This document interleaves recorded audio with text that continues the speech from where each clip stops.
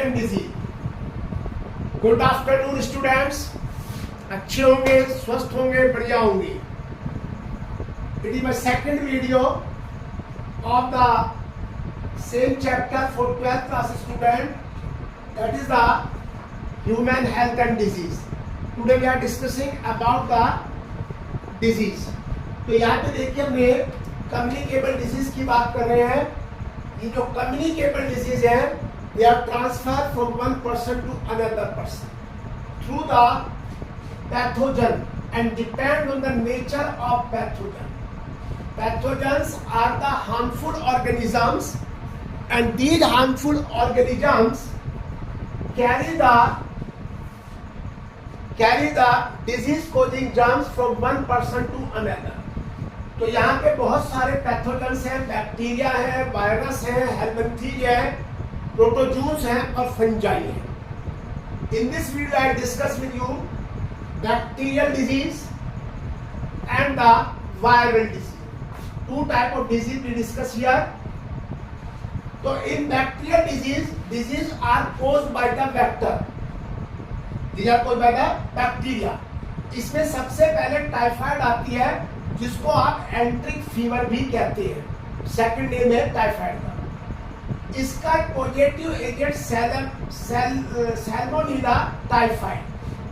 Salmonella typhoid का positive agent of this disease. Mode of transmission faecal oral route, mouth के through enter करते हैं और इसको स्प्रेड करने वाली टाइफाइड मैरी मेलन एक लेडी थी, that was run the business of profession of cooking. उस कुकिंग प्रोफेशन में होते हुए she was the carrier of typhoid. तो मैरी मेलन के नाम पर भी इस डिजीज का नाम दिया गया है, क्योंकि that she was the carrier of typhoid. इसमें सिम्टम्स ही हाई फीवर हो जाता है, लो पल्स रेट कम हो जाती है, एब्डोमिनल पेन होती है,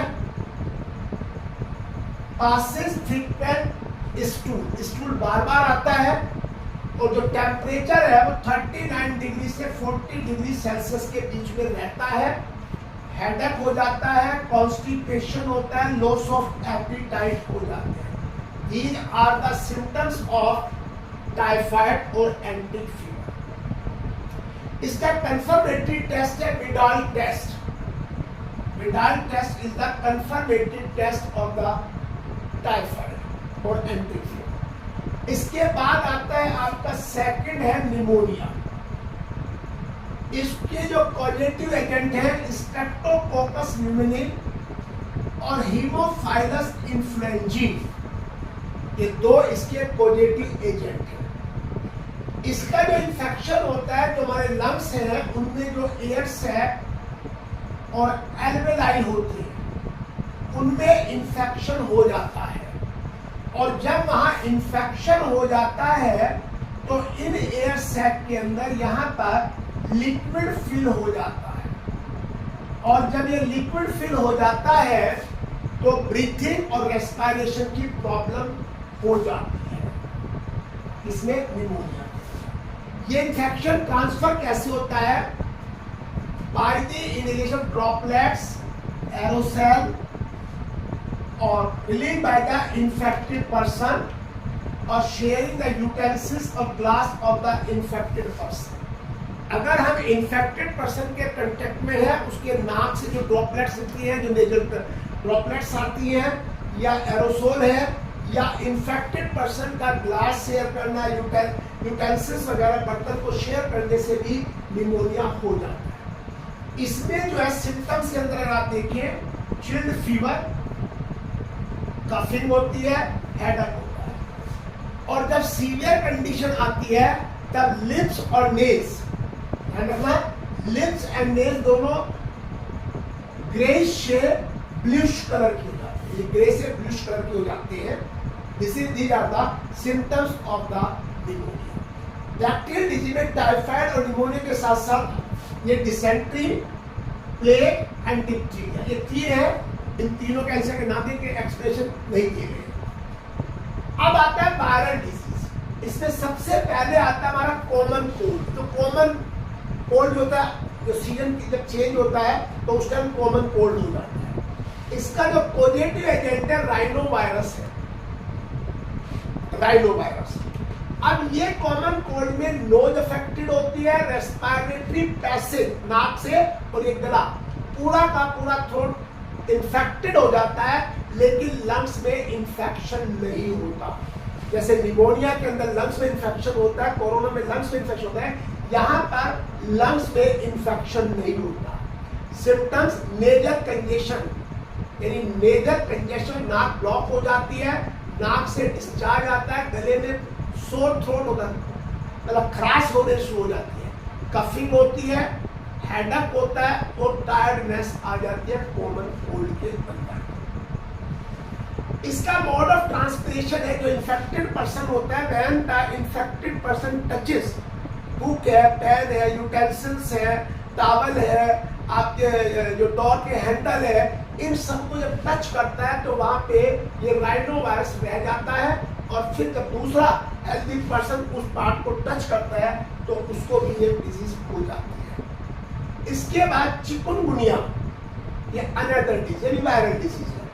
ये जो है चिकुनगुनिया वायरस से होती है, और ये एडिस एजिप्टी मॉस्किटो से ट्रांसमिट होता है।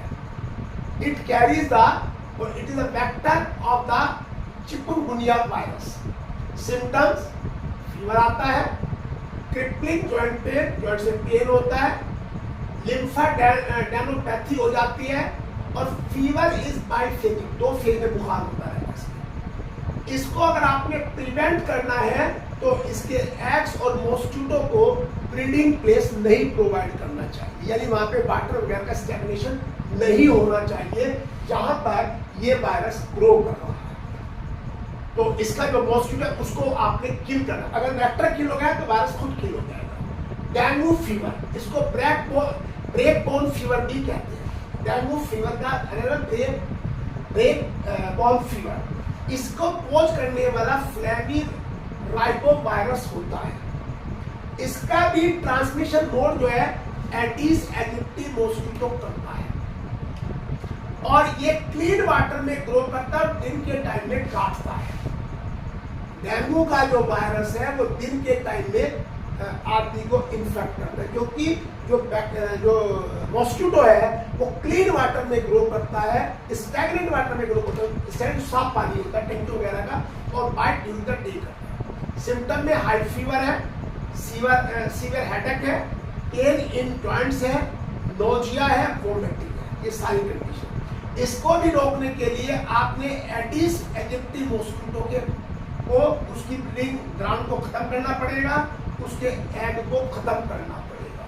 और डेंगू के अंदर हमें रेस्ट और सबसे ज्यादा लिक्विड पीना चाहिए। जितना टेस्ट करेंगे, लिक्विड का इंटेक करेंगे, कंजम्पशन करेंगे, उतने ही इस बीमारी से बच सकते हैं। तो इस वीडियो को आप देखिए, लाइक करिए, शेयर करिए, और इस पे कमेंट भी करिए अगर आपको लगता है, और इसको सब्सक्राइब भी करिए। Thank you. Tomorrow I will meet with the next video.